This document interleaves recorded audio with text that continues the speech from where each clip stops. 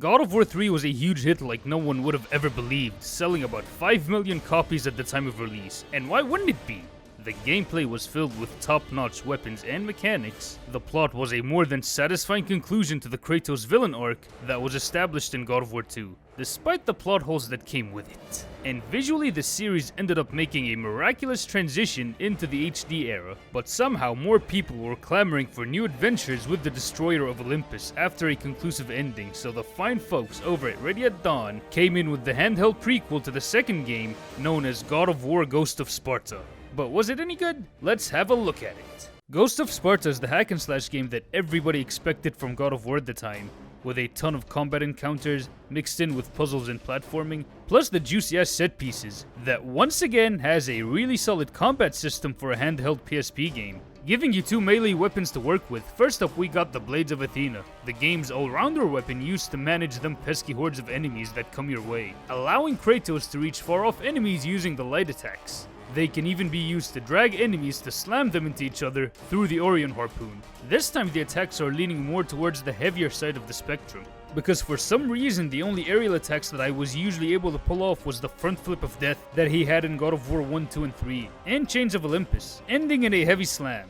But the airborne move that first made its way into God of War 2 is nowhere to be found in the game. Instead, Kratos gets the Killer Bee Stomp that he had in God of War 1. The blades can be used stylishly, but 9 times out of 10 most players would find themselves using the blades as a heavy hitter to deal high impact damage. On the topic of strong attacks, you wind up unlocking Thera's Bane, a power-up that doubles the damage output of the Blades of Athena, with fire attacks sort of acting like a rage mode. It can even be upgraded to leave a tiny lava bomb to blow enemies up. It recharges on its own pretty quickly. It doesn't get any rechargeable orbs of its own.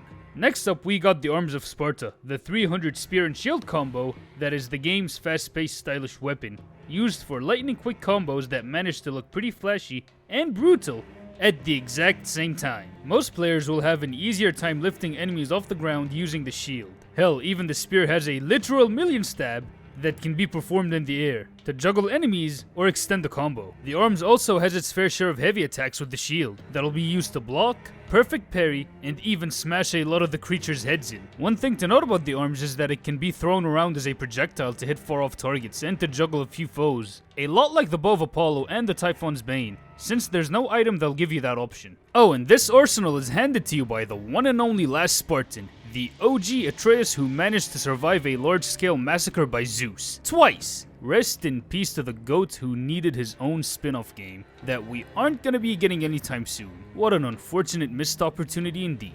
As per God of War tradition, you get magic attacks. That starts with the Eye of Atlantis, a Shinku Hadouken Kratos uses to blast a powerful-ass ray of lightning, dealing a shitload of damage, vaporizing anyone dumb enough to stand in the God of War's way. Hell, some guys can even get vaporized if they're caught in the crossfire, in the same way that Chronos Rage worked in God of War 2. Hell, you can even keep enemies juggled in one spot to wail on them with a couple of combos. Next is the soul-sucking Scourge of Arenis that Kratos obtained from Thanatos' daughter, allowing the Ghost of Sparta to summon a golden black hole to stun enemies in place, while taking some of their HP for yourself to recover lost damage points. Then we get the Horn of Boris, letting you freeze groups of enemies momentarily, a lot like the Gorgon petrification mechanic, being held in place for a couple of seconds, leaving you to lay the smackdown on your unsuspecting foes. To be honest, the magical spells in this title are pretty damn identical. All what they're doing at the end of the day is stunning an enemy in place, with the standout of the bunch being the Eye of Atlantis, which is kind of a letdown in terms of variety of spells that we've had in the previous games, Chains of Olympus included, where each spell had completely different attributes, so they could have varied them up a bit to include a variety of attributes, like an AoE or summons, just about anything. Despite my gripes with the magic, the combat itself is pretty damn stellar. The Blades of Athena coupled with the Arms of Sparta are quite the force to be reckoned with. They're both a ton of fun to use, with their varied movements if combined together with the magic create some of the most imaginative combo chains that you will ever see on a portable console, provided that you know how each move in your arsenal works. And trust me, even if you don't give a damn about looking flashy, you're gonna need to know your way around the arsenal, as the difficulty of this game doesn't flinch. A lot of the foes that you come up against are able to act accordingly to what you're about to do. They're pretty good at blocking and dodging. They might even find ways to open you up, to melt away at that health bar of yours, coming at you in waves and hordes. Button mashing won't be your savior in this title. If you just smash buttons mindlessly, you'll wind up barely surviving at best, and at worst, well, death. Speaking of enemies that are out to kill you, the boss lineup is impressive in this title. There are even plenty more of them than there were in Chains of Olympus. Starting off with the Scylla, the legendary sea monster of Atlantis, a spectacle boss that is giving me a lot of Hydra vibes from the very first game. Fitting since this is a sequel to God of War 1. The behemoth strikes at you with large-scale attacks that can be parried to open up Scaly Boy to get a few solid attacks in there. The next boss we have is Callisto, the creature with the saddest backstory out of all of them. A hard-hitting beast that'll ram and grind Kratos into dust if you aren't careful. As she'll slam and claw the Spartan, Callisto bashing Kratos against the wall is a literal part of the core boss mechanic. Some would say that the boss is being cheap, but it's pretty fair all things considered. The fight is testing your abilities to dodge and block at the exact right time to attack. The third boss we got is Erinis, daughter of Thanatos, a boss that follows the mano-a-mano approach to these encounters that usually stays with you on equal footing, making it feel like you're squaring off against another player. Next up we got the Parias Lion, a rage-induced feline over at Sparta that'll ferociously claw at you, delivering an intense battle for survival. Next up we have a true battle of equals, where you go up against Kratos' long-lost brother Deimos, another Spartan warrior who fights as brutally as Kratos does. Everything you can dish out, he can throw back twice as much of it. You gotta be sure to watch out for whenever he jumps you. Lastly we got Thanatos, the god of death. A fight that's a fun mix-up between the large spectacle and the mano-a-mano. Even Deimos tag teams along to help you beat Thanatos' ass. In typical God of War fashion, when you're not fighting anybody, you'll be going around platforming, chain swinging, while climbing around, with the occasional puzzle solving. Some of these are kind of fun to go through. The puzzles are going on the easier side of things, since it's a game that was intended to be played on the go, so naturally the puzzles aren't as big-brained as they would be if they were on console. For as solid as the overall game mechanics are, there are a crap ton of issues plaguing Ghost of Sparta. For one, why in the hell is the game stopping me dead in my tracks just to take a damn walk against my own will, denying me access to my weapons and moves, like it's the fucking Last of Us before that ever came out. This is a cardinal sin in any fast-paced action game ever. Another flaw with this title is the sudden QTEs that come at you with little to no warning, mainly with the skill later on in the Atlantis stage, where the game literally comforts you into thinking you're watching a cutscene, but boom, buttons show up out of nowhere. It only pops up in this section. After that, it's business as usual with the QTEs. A fatality that refills specific resources like magic and health. By the way, the buttons pop up in the exact same way as they are laid out on the PSP, which is similar in vein to God of War 3, making it easier to keep up with the button prompts. Another problem tainting this game is an issue that Chains of Olympus had, and those are armored enemies along with the gear-wielding golems, even the armored Cyclops, is that they force you to disregard weapon switching to combo these guys up in favor of spamming Thera's Bane, limiting the player's own creativity and incentive to experiment with the enemy type. But despite the minor shortcomings, Ready at Dawn managed to bring over the feel of the console God of War titles over to the tiny PSP, delivering a solid hack-and-slash experience on the go. They managed to do the same thing for the plot. Let's dive into it. Ghost of Sparta is a prequel to God of War 2, taking place directly after he killed Ares and claimed his throne among the Olympians. So it's an in-betweenquel, if that's even a word, where we get to see his time as the newly crowned God of War, sitting on the throne with the visions of his past life fresh in his mind, refusing to leave his cranium, till he's haunted by a brand new vision of his family, before he married Lysandra, remembering his brother Deimos. So Kratos' mom Callisto tells him to save his bro, even though Kratos still thinks he's dead after all this time. So he heads to Atlantis to find where his mama's at. Athena's like, hey, Kratos, if I were you, I would turn back now. Kratos is like, fuck you, Athena! You promised me amnesia, and my goddamn nightmares are fresh up in my mind. I even got new ones, but this, I can change. And Athena be like, maybe it's best not to change a thing.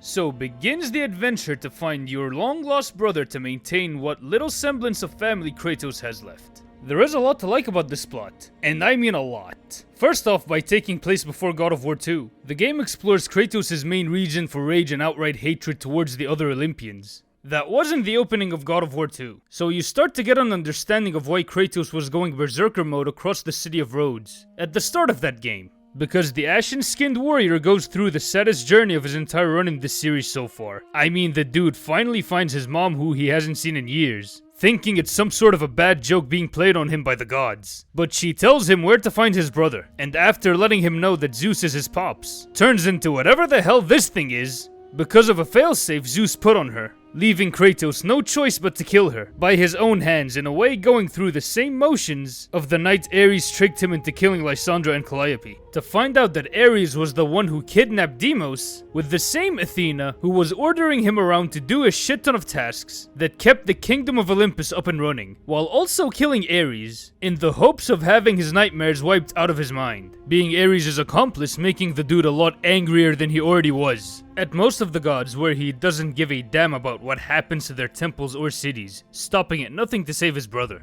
All because of Zeus's paranoia of the oracle's prophecy of a marked child that'll destroy Olympus, and that child being one of his own. But to anyone who played God of War 3 knows that he got the wrong marked child. Other than getting to see his more than justified wrath at the Olympians, we still get to see Kratos' more human qualities, whenever he's comforting a dying Spartan in the middle of all of the death and destruction, or when he's interacting with his Spartan brethren, since they're the only family he's got at this point, showing how much he truly cares for the army. By the time Kratos finds Deimos, he finds his brother feeling betrayed by the Ghost of Sparta, so he beats him up to a bloody pulp.